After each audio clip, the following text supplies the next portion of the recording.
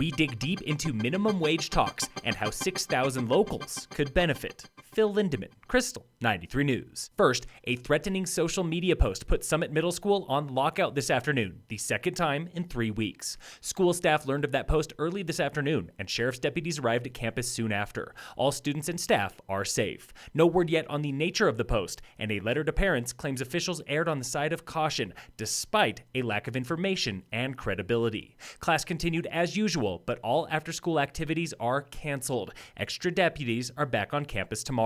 On September 20th, another threatening social media post brought deputies to Summit Middle. Authorities do not believe the two are related.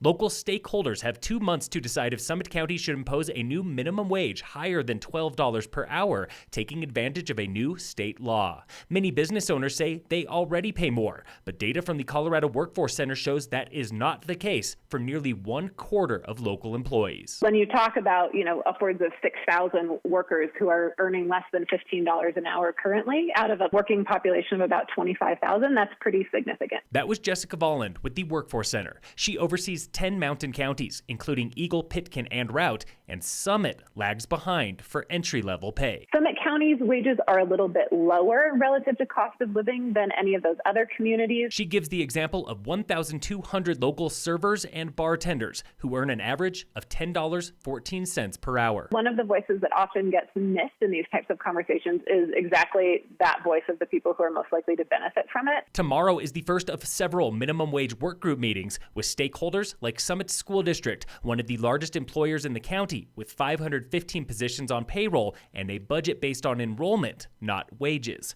Kara Drake with the district. This minimum wage increase would just raise our cost of doing business, but wouldn't necessarily bring in any additional revenue for us. Stay tuned in coming weeks for more on minimum wage.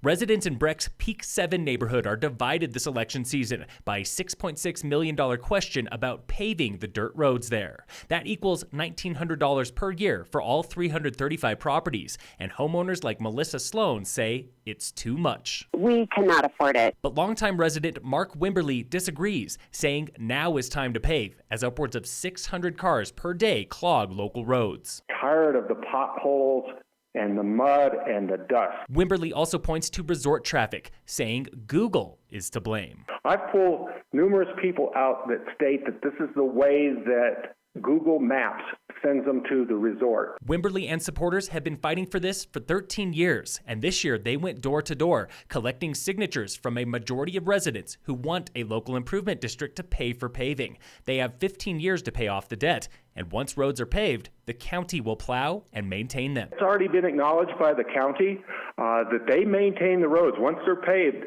it's totally turned over to the county road and bridge. The Peak 7 paving question is on this year's ballot, mailed to voters early next week.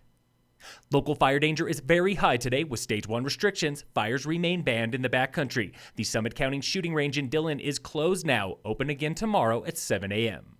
In sports, the NBA preseason opens tonight when the Nuggets play the Trailblazers at 8:30 on ESPN.